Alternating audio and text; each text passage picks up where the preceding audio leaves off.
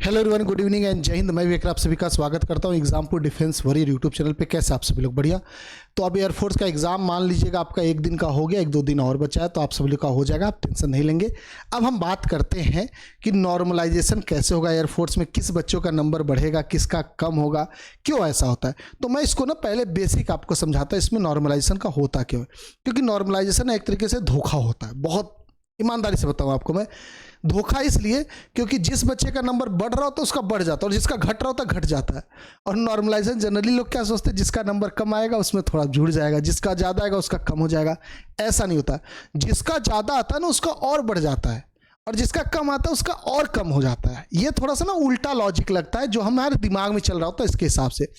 अब मैं आपसे बात करता हूँ कैसे एक काम करता है, फिर हम बात करेंगे कि आपका नंबर बढ़ सकता है कि घट सकता है। देखिए यहाँ पे एयरफोर्स के द्वारा ये फॉर्मूला दिया गया है, ये मैं अपनी तरफ से नहीं लिखा हूँ, एयरफोर्स के ऑफिशियल वेबसाइट पे आपको इसका मिल जाएगा। यहाँ पे एक फॉर्मूला लिखा गया, बोला गया कि इसी को हम लोग नियम को फॉलो करेंगे। ये मैथमेटिक्स का फॉर्मूला है, इसी के हिसाब से आपका नॉर्मलाइजेशन तय होगा। अब ये फॉर्मूला है क्या, इस फॉर्मूले में देखा जाएगा तो मल्टीपल चीज़ें हैं जिसका एक्सप्लेनेशन नीचे दिया गया है। मैं इन सब पे नहीं जाऊंगा, मैं सीधे सीधे आपको समझाता हूँ। देखिए ये क्या है, ये मार्क्स ऑब्टेन्ड है जो कि मीन है, एवरेज है, औसत नंबर है। ये हमेशा प्लस रहेगा, संख्या कोई नंबर पाता तो प्लस ही पाता, ठीक है। एवरेज की बात करेंगे तो सभी बच्चे, कोई निगेटिव ऐसा नहीं सभी बच्चे निगेटिव चले जाएंगे, तो ये हमेशा पॉजिटिव होता है, ये हमेशा बढ़ता ही है। बात करेंगे यहाँ पे जो ये चीज़ है, ये टॉपर का नंबर है, एवरेज पूरे शिफ्ट का, जो पूरा एग्जाम होगा सबका, और ये है आपका पूरे एग्जाम का एवरेज। ये है टॉपर का, ये है एवरेज। ये है आपके शिफ्ट के टॉपर का, ये है आपके शिफ्ट का एवरेज। यानी टॉपर माइनस एवरेज है।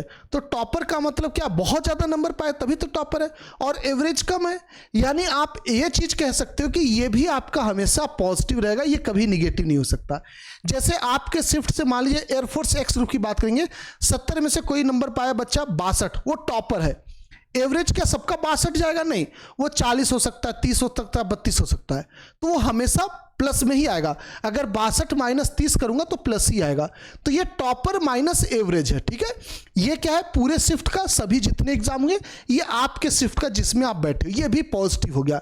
अच्छा, पॉजिटिव यानी ये नंबर बढ़ा रहा है, तो पॉजिटिव ये भी हो गया, पॉजिटिव ये भी हो गया। नंबर कम कब होता है, वो सारा डिसीजन लेता है ये।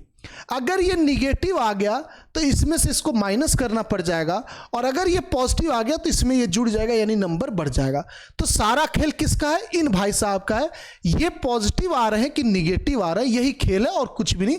ये सभी लोग हमेशा पॉजिटिव ही होते हैं। अब ये क्या चीज है, इसकी कहानी कुछ ऐसी है, ये दो नंबर को माइनस करा, किसका किसका, आपके एग्जाम का कह दीजिएगा, आपका एग्जाम आपका नंबर कह दीजिएगा एक तरीके से, और आपका एग्जाम का, आपके शिफ्ट का औसत बोल दीजिएगा, ठीक है। ये दो चीज को माइनस करा, यहां पे क्लियर कट मेंशन भी किए।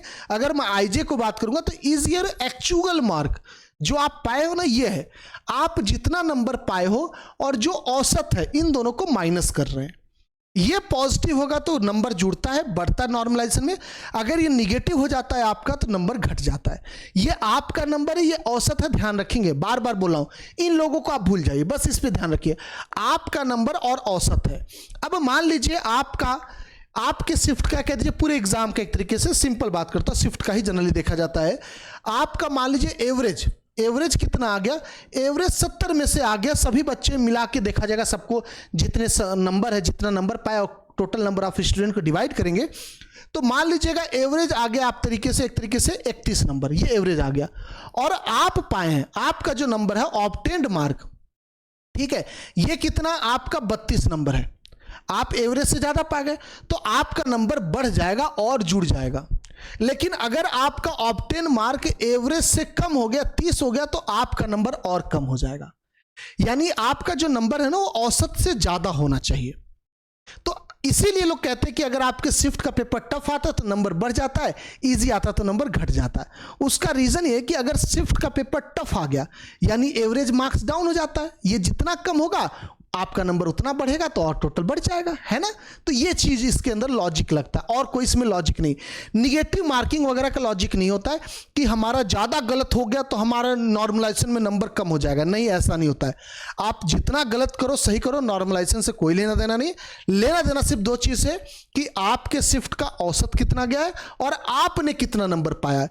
अगर आपका नंबर औसत से ज़्यादा है, एवरेज से ज़्यादा आपके शिफ्ट के, तो आपका नंबर और बढ़ जाएगा, और अगर कम है तो और कम हो जाएगा। तो ये थोड़ा सा उल्टा होता, मैंने आपको स्टार्टिंग बता दिया था। अच्छा, दूसरी चीज नॉर्मलाइजेशन किसका होता है, तो नॉर्मलाइजेशन सभी सब्जेक्ट का होता है। अगर मैं एक्स ग्रुप की बात करूंगा तो मैथ का अलग नॉर्मलाइजेशन होता है, फिजिक्स का अलग, इंग्लिश का अलग होता है। वाई ग्रुप में रागा का अलग और नॉर्मलाइजेशन होता है। रागा में अलग अलग नहीं होता कि आपका जीके का अलग हो गया, मैथ का, रीजनिंग का अलग अलग नहीं, पूरे का एक साथ। और यहाँ पे इंग्लिश का अलग होता है, ठीक है। इन सभी का अलग अलग नॉर्मलाइजेशन होता है। अब बात करते हैं थोड़ा सेक्शनल कट ऑफ को लेके। मान लीजिए मैथ में आपका sectional cut off x group की बात करेंगे, मान लीजिए सेक्शनल कट ऑफ 7 गया और आप पाए 6.5 नंबर, लेकिन नॉर्मलाइजेशन के बाद आपका नंबर जाता 7.1 या 7। नॉर्मलाइजेशन के बाद जो नंबर होगा ना उसको हमेशा माना जाता है, आपका एक्चुअल मार्क्स नहीं माना जाता है। चाहे वो सेक्शनल कट ऑफ हो या फाइनल कट ऑफ हो, किसी चीज में आपका जो नंबर आया उससे कोई लेना देना नहीं है, जो नॉर्मलाइजेशन के बाद नंबर बनेगा उसका लेना देना है। तो इसीलिए आपके शिफ्ट में अगर आपका नंबर औसत से ज़्यादा, मतलब बाकी बच्चों का एवरेज से 1 नंबर भी ज़्यादा, तो वो और बढ़ जाता है, तो उसमें फायदा हो जाता है, लोगों का सिलेक्शन हो जाता है। और अगर कमजोर रहता है तो और माइनस हो जाता है। सिंपल सी भाषा में बताऊं तो जैसे इलेक्शन आप लोग देखते हो, कोई पार्टी जीतती तो खूब वोट उसको मिल जाता है, एकदम भयंकर जीतती, कोई हारती तो बहुत बुरी तरीके से हार जाती है। तो वही लॉजिक यहाँ पे भी लगता है, एक तरीके से समझाने के लिए बोला हूं, मैं पॉलिटिकल बात नहीं कर रहा हूं, आपको मतलब मैथमेटिक्स समझाने की बात करो देसी भाषा में, कि अगर आपका नंबर एवरेज से ज्यादा ना तो और बढ़ जाएगा, कम है तो और कम हो जाएगा, बस यही लॉजिक है और इसके अंदर कोई भी नहीं। ओके, अब आप खुद ही सोचिए आपके शिफ्ट में आपको क्या लग रहा, पेपर इजी आया था कि टफ आया था, आपका कितना स्कोर हो सकता है, आपका अपना स्कोर और बाकी बच्चे कितना हद तक किए होंगे, तो उस हिसाब से आप आइडिया लगा सकते हो कि आपका नंबर बढ़ेगा कि घटेगा। एग्जैक्ट बताना बहुत मुश्किल है फिलहाल के लिए। ओके, अच्छा, फिर भी आपके मन में आ रहा होगा कि कितना सेफ स्कोर वगैरह होगा ये वो, तो इस पर मैं अलग से वीडियो कर दूंगा, बट मैं आप लोगों को सेफ स्कोर एग्जाम से पहले ही बताया था कि कितना आप टारगेट रखोगे, ये चीज़ मैं पहले बताया था। अब आपको पता होना चाहिए स्टेट वाइज कट ऑफ वगैरह बनती है, तो जो नॉर्थ इंडिया के 4 स्टेट थे जो टॉप कट ऑफ वाले, जिनका राजस्थान बोल दीजिए आप, हरियाणा बोल दीजिए आप, यूपी बोल दीजिए, बिहार, ये जो है इनका नंबर मैं पहले बोला था 40 से ज़्यादा लेके चलना, उससे नीचे उम्मीद मत करना, ठीक है। तो अभी भी मैं वही बोलूँगा, 40 से ज़्यादा आपका होना चाहिए बाबू, उससे नीचे सोचना ही मत, सिलेक्शन होगा।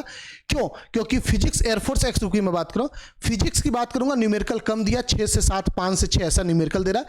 जब फिजिक्स में न्यूमेरिकल कम होता है तो पेपर ईजी हो जाता है, क्योंकि मैथ अपने लेवल को ईजी या मॉडरेट ही रखता है, टफ नहीं बनता है। इंग्लिश आपका as usual normal to easy रहता है। फिजिक्स सारा खेल खराब करता था एयरफोर्स में, अब क्या फिजिक्स में न्यूमेरिकल कम है, 1 लाइनर क्वेश्चन है, जिसकी वजह से आपका कटअप बढ़ेगा। मैं नहीं कर रहा हूँ, मैं कह रहा हूँ 40 सेफ स्कोर एक तरीके से ठीक ठाक है। अगर 45-50 की हो तो मानो 100%, मैं समझाने के लिए बोला, मैं नहीं कर रहा हूँ कि आपका होगा नहीं, 40 पे हो जाएगा, कोई दिक्कत नहीं, लेकिन फिर भी थोड़ा सा इंतजार करना पड़ेगा जब तक कल का पेपर ना हो जाए 31 तारीख का। जब 31 तारीख का पेपर हो जाएगा तो मैं सेफ स्कोर पे अलग से वीडियो कर दूंगा। तो सेफ स्कोर अभी भी बोलूंगा कि जो ये 4 स्टेट वाले आप लोग 40+ का टारगेट रखना, ठीक है। बाकी दूसरी जगह हालांकि ऑल इंडिया में और नीचे आ जाता, वो अलग चीज़ है, उस पर अलग से मैं सेफ स्कोर पे बात करूंगा तो आपको और समझा दूंगा अच्छे से ना। फिलहाल के लिए आप लोग 40+ का टारगेट लेकर जाए एग्जाम में। जिसका एग्जाम हो चुका बाबू, अगर आपका नंबर 35 भी है तो भी आप अपने आप को सेफ मानिए, आपका सिलेक्शन है, ठीक है। अभी फिलहाल जिनका एग्जाम हो चुका आप ये टारगेट रखिएगा, मतलब मेंटली अपने आप को प्रिपेयर रखिए। बाकी जिनका एग्जाम होने वाला है 40 का आप टारगेट रखेंगे, ये है पूरा सीन। ओके, मेरे हिसाब से नॉर्मलाइजेशन आप समझ गए होंगे अच्छे से। आप जो भी बच्चे तैयारी करना चाह रहे हैं बाबू नेवी का, तो नेवी SSR MR के लिए बहुत बेहतरीन बैच हमारा महासागर बैच आ चुका है। इसकी क्लासेस थोड़ा सा हम लोग होल्ड किए थे क्योंकि एयरफोर्स का एग्जाम था, बच्चे बोले थे एयरफोर्स के बाद स्टार्ट करना सर, तो बिल्कुल आज से आपका स्टार्ट हो चुका। बैच के अंदर क्लासेस 2-2, 3-3 घंटे, एक-एक दिन में एक-एक चैप्टर आपका एंड हो रहा है। 399 में कंप्लीट बैच आपको मिलेगा, हिंदी इंग्लिश दोनों लैंग्वेज में पूरा कंप्लीट कोर्स करवाएंगे, रिवीजन कराएंगे, यूट्यूब पे मैराथन मॉक टेस्ट हर एक चीज आपको प्रोवाइड किया जाएगा इस बैच के अंदर। यानी फुल एंड फाइनल बैच है आपका। एग्जामपुर ऑफिशियल ऐप पे ये बैच मिल जाएगा, डिस्क्रिप्शन में बैच का लिंक मिल जाएगा, कॉलिंग नंबर व्हाट्सअप नंबर सब कुछ आपका पट्टी पे चल रहा, आप लोग कॉल व्हाट्सअप भी कर सकते हैं। ओके, ये आप बैच जल्दी से जल्दी परचेस कर लेंगे, हर एक दिन आपके लिए इंपॉर्टेंट है, सिर्फ और सिर्फ 399 में आपको ये मिलेगा। मिलते हैं आप सभी से, आप लोग अपना ख्याल रखेंगे, अपने घर वालों का ख्याल रखेंगे। जय हिंद, जय भारत, थैंक यू।